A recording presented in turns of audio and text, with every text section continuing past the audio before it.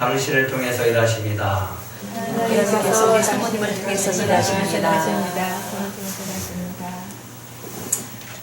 오늘은 한번 같이 따라해 보실래요? 내 마음아, 내 마음아, 깨어나라. 깨어나라. 네, 우리의 심령이, 우리의 마음이 깨어나야 될 줄 믿습니다. 내 마음아 깨어나라고 하는 제목으로 오늘 같이 나눌 텐데, 우리가 잘 알고 있죠. 우리 정신적인 태도가 우리 육체에 많은 영향을 미친다라고 하는 것은 우리가 잘 알고 있습니다. 정신적인 태도는 육체에 정말 믿을 수 없을 만큼의 큰 영향을 끼치는 것을 우리가 보게 되어집니다. 영국의 유명한 정신과 의사가 실험을 한번 해봤어요. 이 악력을 측정하는 거예요. 그러니까 손에 그 악력이라고 했죠. 꽉 주는 힘. 이것을 보통 사람들을 대상으로 이렇게 테스트를 해봤습니다. 그래서 이 세 남자를 통해서 테스트를 했는데 이렇게 보통 꽉 이렇게 쥐고 있는 그 힘이 측정을 해봤더니 평균적으로 약 45kg 정도가 나왔습니다. 다음에 이제 어떻게 했냐면 최면을 걸었어요. 뭐라고 걸었냐면 당신은 매우 약하다. 당신은 매우 약하다. 이렇게 주문을 걸고 암시를 주면서 측정을 해봤더니 다음에 측정을 했더니 13kg밖에 나오지 않는 거예요. 그 중에는 권투 선수가 있었습니다. 굉장히 힘이 있을 거 아니에요. 근데 이 사람이 당신은 매우 약하다라고 하는 암시를 주니까 이 사람이 이렇게 얘기를 했습니다. 내 팔은 어린애의 팔처럼 작습니다. 내 팔은 어린애처럼 작습니다. 이렇게 얘기했다라고 합니다. 그래서 그렇게 측정을 해봤더니 3분의 1밖에는 힘이 나오지 않았어요.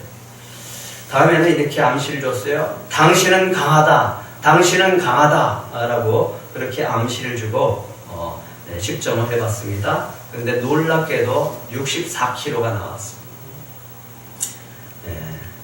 그들의 마음에 난 강하다, 난 강하다라고 하는 마음이 충만해지니까, 이 자신감이 충만해지니까 육체적인 힘이 아주 강하게 나타났다라고 하는 겁니다.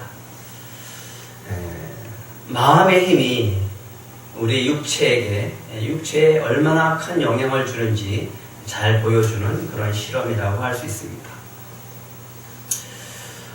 어느 질병과 인생의 아픔으로 인해서 허약해진 한 여성이 있었어요.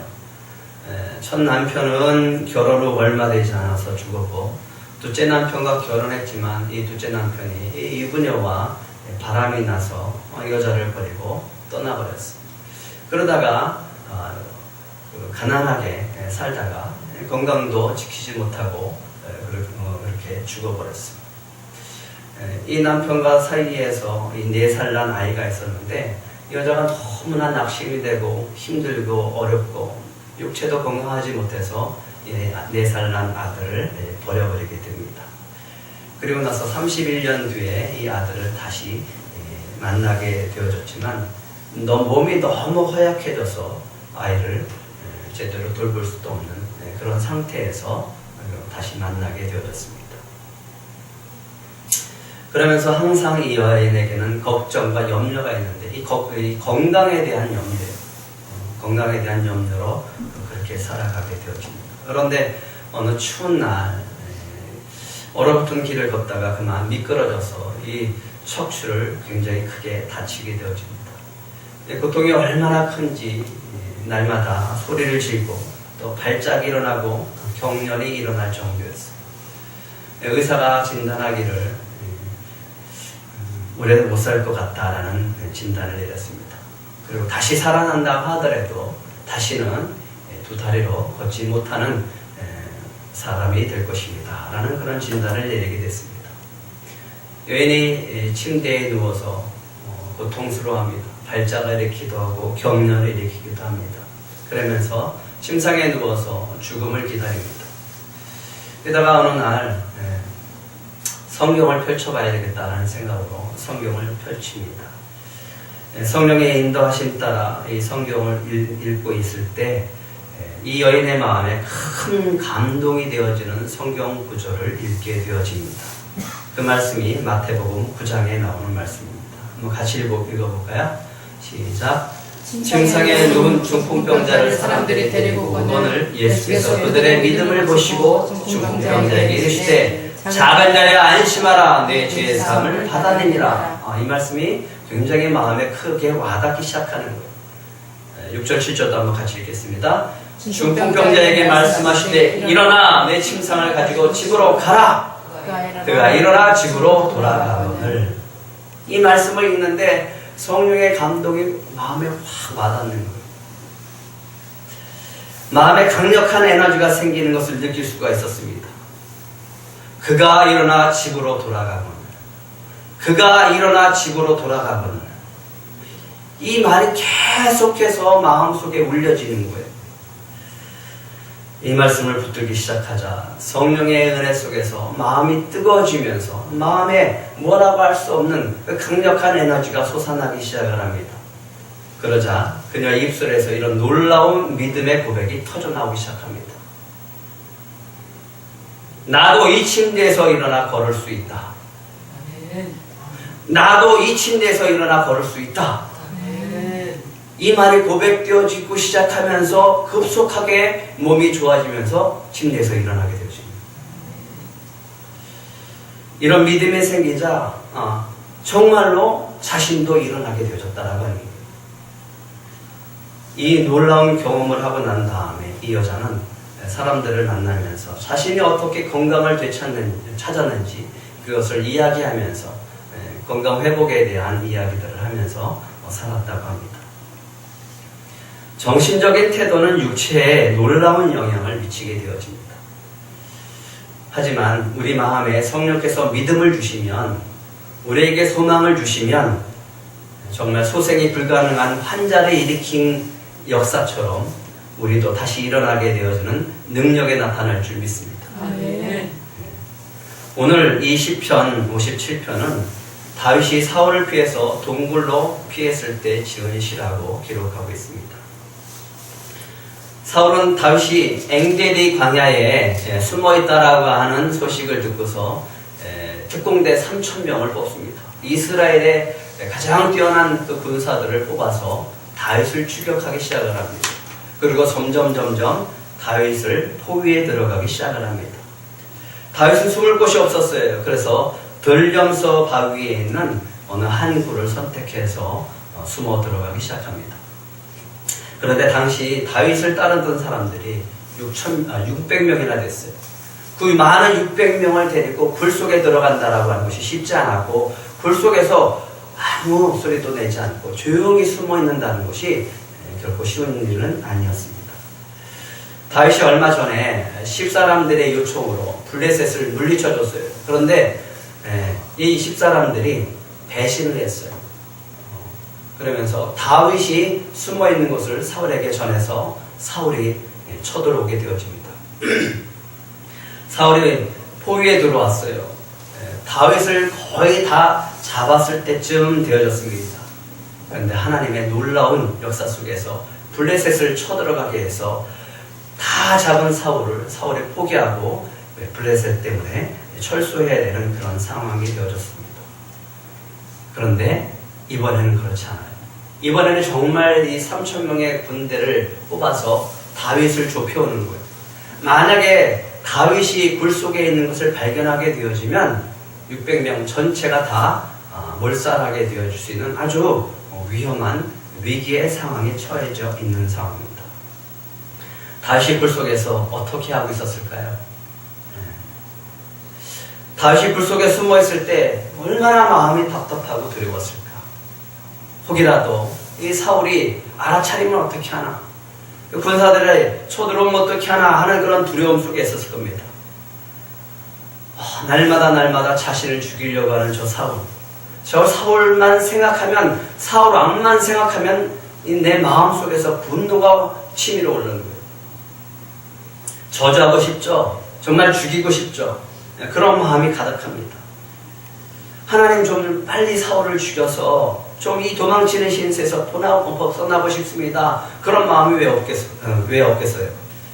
그런데 그런 마음을 누르면서 지금 숨소리를 줄이고 기침소리도 제대로 못 내고 이야기도 제대로 못하고 그러면서 숨어 있는 겁니다. 그런데 그 가운데서 이런 마음과 이런 상황에서 오늘 시편 57편을 쓰게 되어집니다. 하나님 오늘 이런 다윗을 어떻게 극복하게 하실까? 다윗의 답답하고 속상한 마음을 하나님은 깨우십니다. 그의 마음을 깨우심으로 오늘 이 위기를 극복하게 되어준 줄 믿으시기 바랍니다. 오늘 8절 한번 같이 읽어볼까요? 8절 시작. 내 영광을 깰지어다 비파야 수금아 깰지어다 내가 새벽을 깨우리로다. 이 마음을 통해서 오늘 위기를 극복하게 하십니다. 하나님 나를 불쌍히 여겨주세요. 하나님 나를 불쌍히 여겨주세요. 저에게 은혜가 필요합니다. 내 영혼이 주께로 피하되 주의 날개 그늘 아래에서 이 재앙들이 지나가기까지 피하리이다. 언제까지 피한다고요? 재앙이 지나가기까지. 예. 지난해 여름에 비가 참 많이 왔었습니다. 여름철에 주일 오후 예배를 드리고 났는데 비가 많이 오는 거예요. 근데 비가 많이 오면은 저는 걱정이 돼요. 어머니 집에 그 지하실에 물이 차니까 제가 없으면 또 그 물이 또 차지 않을까 그런 염려 때문에 가야 했습니다. 지하실에 물이 차면 이게 수중 펌프를 이렇게 전기에 꽂아서 펌프를 연결해서 호스를 연결해서 이렇게 물을 바깥으로 뽑아줘야 됩니다. 비가 얼마나 많이 쏟아지는지 정말 옷을 입어도 옷이 다 젖는 그런 상황이 되었어요. 우산을 써도 소용이 없었어요. 근데 보니까 금방 그쳐질 것 같지 않아요. 그래서 차를 타고 집으로 갔습니다. 그래서 우산을 쓰고 집 대문을 거쳐서 어머니 집까지 가는 사이에 옷이 다 젖어버렸어요. 그래서 우산을 내려놓고 지하실에 가서 수중 펌프를 점검하고 물을 좀 퍼내고 호스를 다 연결하고 젖은 몸을 가지고 또 집에 들어가서 씻었어요. 씻히고 나니까 바깥이 환해지는 거예요. 그리고 비가 그치는 거예요. 제가 어떤 생각을 했을까요? 조금 이따 올 거예요. 비가 그치면 올 거예요. 아니 그 비를 다 맞고 그 일을 다 했더니 그제서야 비가 탁 그치는 거예요.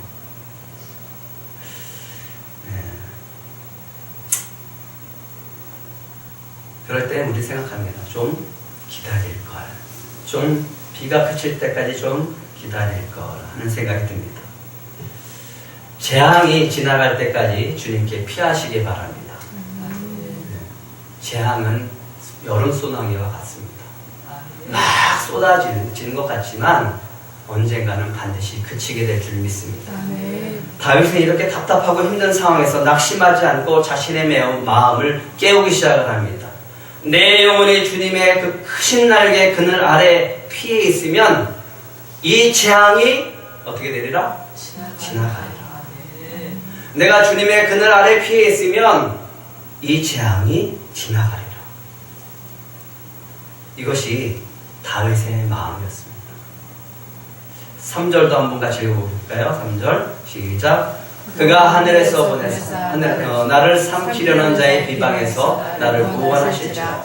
하나님이 그의 인자와 진리를 보내시리로다. 다윗의 믿음의 고백입니다. 하늘에서 보내사 나를 구원하실지라. 주님께서 내가 주님의 날개의 그늘 아래 피해 있으면 주님은 나를 구원하시리라 라고 하는 그런 믿음을 가지고 오늘 나를 불쌍히 여겨주세요, 저에게 은혜를 베풀어 주세요 라고 부르짖고 있습니다. 그런데 이렇게 한번 지나갔다고 안심하면 안 됩니다. 또 찾아옵니다. 또 찾아와요. 그러면 우리는 어떻게 해야 됩니까? 또 피하면 됩니다. 또 찾아오면 또 피하면 됩니다. 그런데 피하다 보면 그럴 때가 옵니다. 피하지 않을 때가 와요.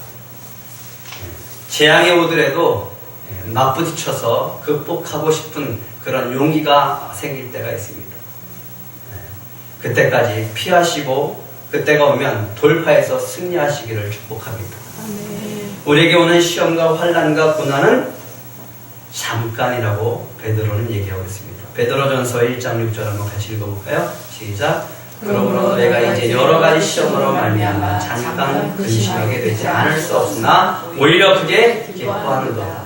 예, 베드로가 얘기합니다. 여러 가지 시험으로 말미암아 근심하되 얼마큼? 잠깐이다. 잠깐. 주님께 피해 있으면 그 재앙은 잠깐 있다가 흘러간다. 지나간다라고 하는 거예요. 우리 마음이 답답하고 힘들 때가 있어요. 그 사람만 생각하면 우라통이 생기고 화가 치밀어 오르고 분노가 생길 때가 있습니다. 저주하고 싶죠. 정말 주님이 좀 빨리 데려갔으면 좋겠다는 생각도 들 때가 있습니다. 정말 답답해서 소리 지르고 싶을 때도 있어요. 근데 소리도 지르지 못하고 어떻게 할 수도 없을 때 참 난감하고 답답할 그런 상황이 있을 때가 있습니다. 그때 우리는 마음을 깨워야 돼요. 그때 우리는 우리의 마음을 깨워야 됩니다. 한번 따라해 보시기 바랍니다. 주의 날개로 피하리라. 주의 날개로 피하리라. 주의 날개로 피하리라. 주의 날개로 피하리라. 지날 때까지 피하리라. 지날 때까지 피하리라. 예, 그래서 우리가 자꾸만 우리의 마음을 깨워야 돼요. 내가 주님의 날개에 피하리라. 지나갈 때까지 그 품에서 그 날개 아래서 있으리라 라고 마음을 깨우시면 주님께서 우리를 불쌍히 여기시고 은혜를 베풀어 주실 줄 믿습니다. 아멘. 그리고 나면 지나간 자리에 놀라운 주님의 구원의 은혜가 있을 줄 믿습니다. 아멘. 그냥 지나가지 않아요. 지나간 자리에 주님께서 반드시 우리에게 하나님의 사랑과 구원의 은혜를 베풀어 주실 줄 믿습니다. 아멘. 다윗은 자신이 어둡고 캄캄한 글 속에서 이렇게 시를 쓰고 있는 것이 좀 억울했어요. 억울하죠. 나는 지금 사자들에게 둘러싸여 먹잇감이 되었구나. 언제 내가 저 사자들에게 먹이가 될 줄 모르겠구나.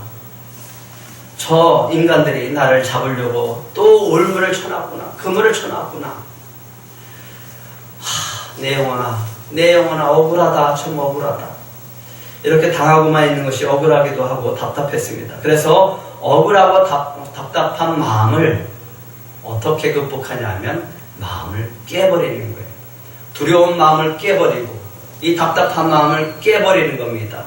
그것이 7절과 8절입니다. 다시 한번 읽겠습니다. 시작. 하나님이여 내 마음이 확정되었고 내 마음이 확정되었사오니 내가 노래하고 내가 찬송하리이다. 내 영광아 깰지어다. 비파야 수구마 깰지어다. 내가 새벽을 깨우리로다. 다윗처럼 이런 상황이 되어지면 마음속에 이런 마음이 생겨요. 하나님, 이게 도대체 뭡니까? 저를 기름 부으시고 세우신 것이 결국 이렇게 도망치는 신세가 되기 위해서 저에게 기름 부으셨습니까? 하나님, 왜 제가 사울을 피해서 이런 깊은 굴 속에서 도망쳐야 됩니까? 왜 나는 늘 이렇게 도망치는 신세로 살아야 됩니까?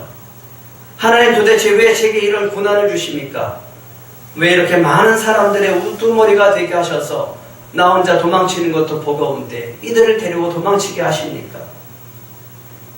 이런 불만과 불평이 쏟아져 나올 수 있는 그런 마음입니다. 그런 상황이에요. 그런데 다윗이 이 마음을 깨버립니다. 이 마음을 버려버려요. 그리고 오늘 이야기입니다. 내 영광아 깰지어다. 비파야 수구마 깰지어다. 내가 새벽을 깨우리로다. 내가 하나님 확정했습니다. 내가 하나님 결정했습니다. 이 결단은 이겁니다. 내 마음이 지금 많이 흔들립니다. 하나님. 하지만 내 마음을 주님께 드립니다. 그리고 흔들리지 않겠습니다. 라는 결단입니다. 주님, 저를 붙잡아 주세요. 제 마음을 깨서 결국 주님을 붙잡는 이 마음 가운데 흔들리지 않게 하옵소서. 흔들리지 않게 하옵소서. 굳은 마음 갖게 하옵소서. 내 영광아 깰지어다. 이 말은 내 마음과 내 정신을 깨우겠다라는 뜻입니다. 정신 차리겠습니다. 내 마음을 깨우겠습니다. 내가 주님을 더 붙잡겠습니다. 내가 더 분발하겠습니다. 라는 결단의 표시입니다. 하나님, 상황이 이렇습니다. 그래도 그러할지라도 저는 주님께 더욱더 분발하겠습니다. 믿음을 갖고 나아가겠습니다. 라고 하는 결단이었다라고 합니다. 그런데 그때 사울이 불 속으로 들어오는 거예요. 다윗의 마음속에 이 다윗이 그 보는 순간에 숨이 멎는 거예요. 긴장이 되어지는 거예요. 어찌할 바를 모르는 거예요. 사울이 마침 들어와서 급했는지 용변을 보는 거예요. 그때 주변에서 신하들이 부하들이 속닥입니다. 기회입니다. 다윗이요, 기회입니다. 하나님이 주신 절호의 찬스입니다. 사울을 죽이십시오. 사울을 죽이시옵소서. 사울을 죽이세요. 다윗이 칼을 들고 조금씩 갑니다. 사울의 뒤쪽으로 가서 칼을 들고 확 내리쳐서 사울을 죽이고 싶었지만 사울의 옷자락을 살짝 빼서 돌아옵니다.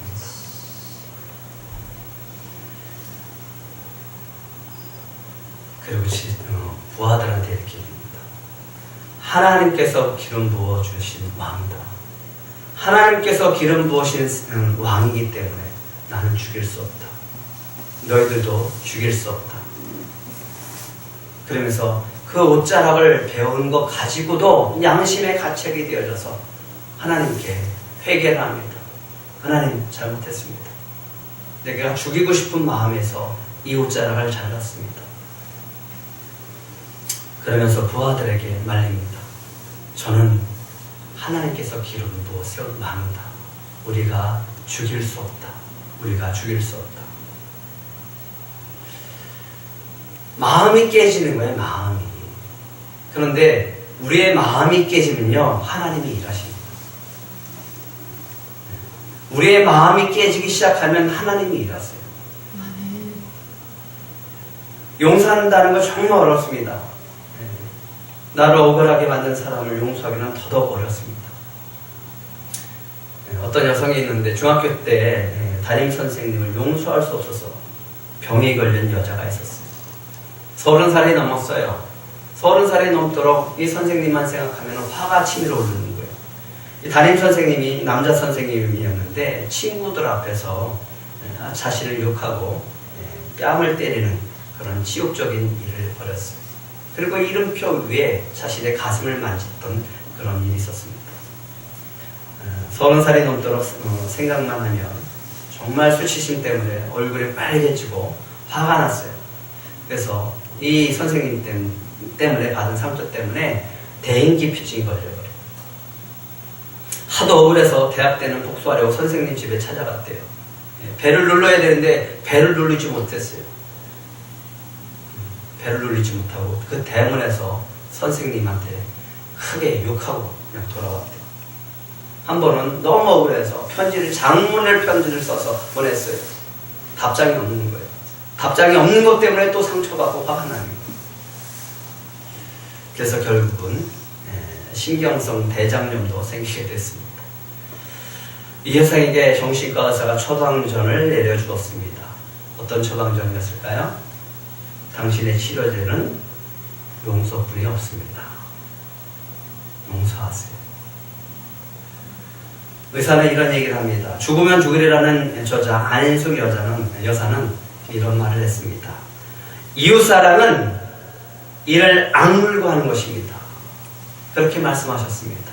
용서도 마찬가지입니다. 용서하는 거 어렵습니다. 하지만 용서도 이를 악물고 하는 것입니다. 이를 악물고 하는 것입니다. 용서하기로 결심하고 의지로 용서하는 겁니다. 용서하려고 마음먹으면 비굴하죠. 화가 나죠. 내가 이렇게 지는구나 라는 패배감 속에서 젖어들 수밖에 없습니다.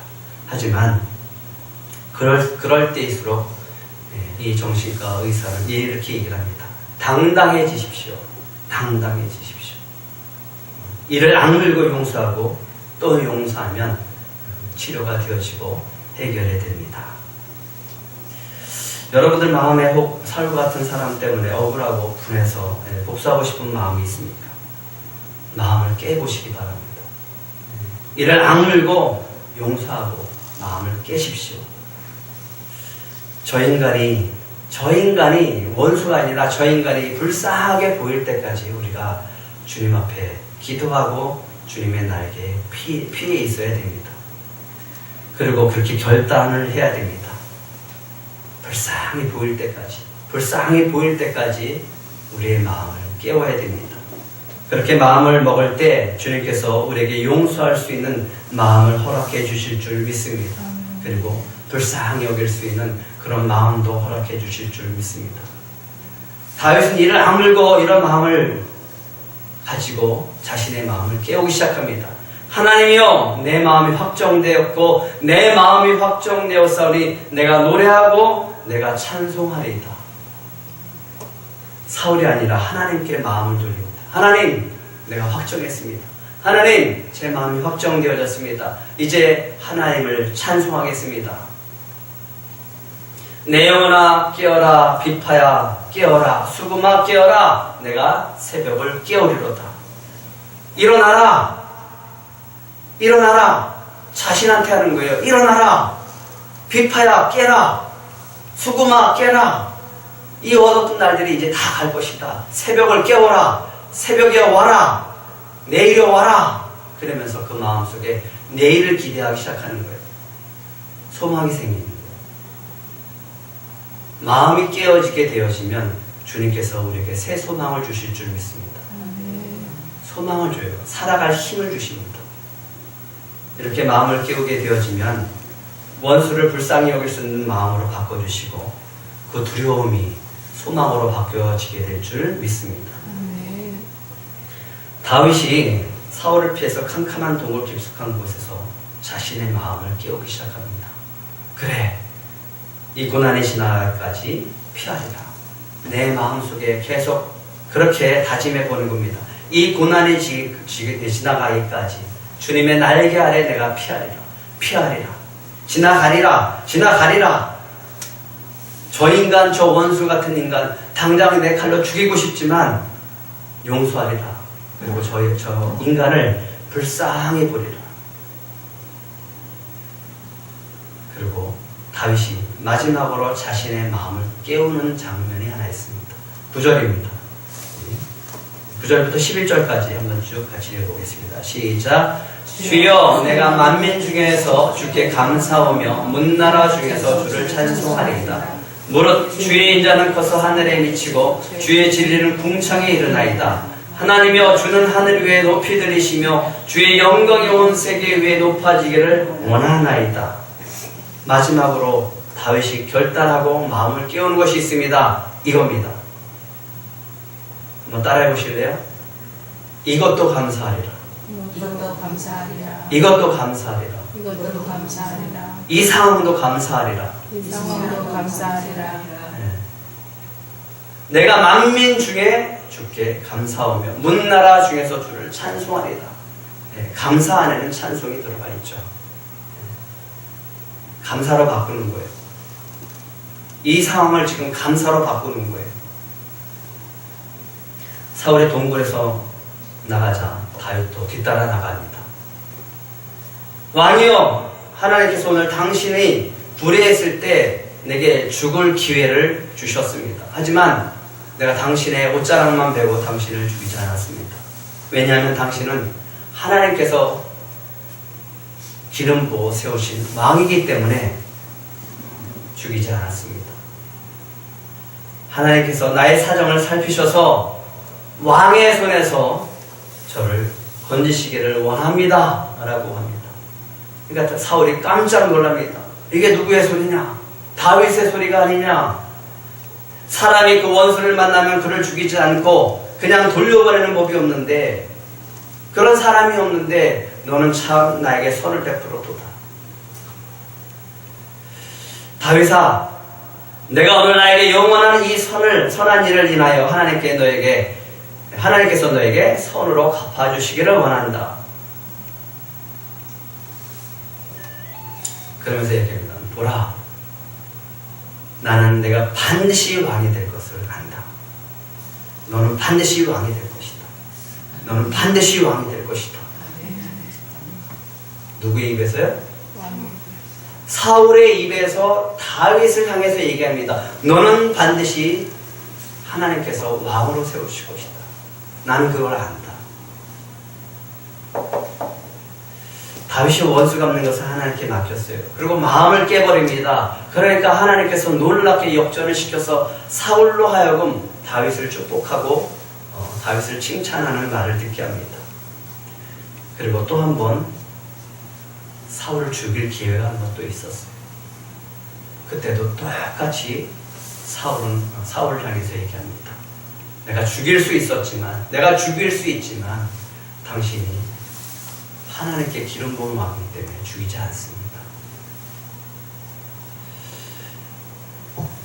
다윗은 늘 자신의 마음을 깼어요. 그랬더니 하나님이 주시는 놀라운 은혜가 있었습니다. 뭔지 아십니까? 다윗을 이스라엘의 왕으로 세워주셨습니다. 하나님이 이렇게 얘기합니다. 내 마음에 합한 왕이다. 내 마음에 합한 왕이다. 내 마음을 깨울 수 있는 사람, 내 마음을 깰 수 있고 깨서 이 모든 상황을 하나님께 영광을 올려드릴 수 있다면 그 사람은 마음에 합한 자라고 할 수 있습니다. 마더 테레사를 우리가 잘 알고 있죠. 함께 일하는 수녀가 어느 날 테레사 수녀는 이렇게 얘기했습니다. 오늘 우리 병원에 너무 많은 문제가 터졌어요. 이런 문제도 있고 저런 문제도 생겼습니다. 온통 문제뿐입니다. 그렇게 하면서 문제에 대한 얘기를 늘어놓기 시작을 했습니다. 그때 테레사 수녀님께서 이 젊은 수녀에게 이렇게 얘기를 합니다. 자매요, 문제라는 단어 쓰지 말고 선물이라고 부를 수 없겠습니까? 하나님이 허락하지 않으면 그런 일들이 일어나지 않습니다. 또 하나님이 허락하신 것들이라면 더 좋은 곳으로 바꿔지게 될 줄 믿습니다. 이제 우리 문제라고 하지 말고 선물이라고 합시다. 작은 문제면 작은 선물, 큰 문제는 큰 선물이라고 합시다. 그렇게 얘기를 했습니다. 그때부터 캘커타의 마더 테레사가 운영하는 병원에서는 큰 문제가 생기면 큰 선물을 받았다라고 얘기했습니다. 작은 문제가 생기면 작은 선물을 받았다라고 얘기를 했습니다. 그런 규칙이 생기게 되어졌다고 합니다. 우리에게도 다윗이 사울을 피해서 동굴로 숨었던 것처럼 그런 답답한 상황을 당할 때가 있습니다. 그때 우리는 이런 믿음의 고백을 할 수 있어야 됩니다. 한번 따라해 보실래요? 하나님, 이런 큰 선물을 주셔서 감사합니다. 그렇게 우리의 마음을 깨우다 보면 깨버리게 되어지면 정말 큰 선물이 되어줄 줄 믿습니다. 이 선물을 주신 주님, 다시 한번 우리가 주님께 영광을 올려드리겠습니다 라는 믿음의 고백을 하심으로 저와 여러분이 하나님이 기뻐하는 영혼들이 되기를 축복합니다. 우리 다 같이 기도했으면 좋겠습니다. 오늘 말씀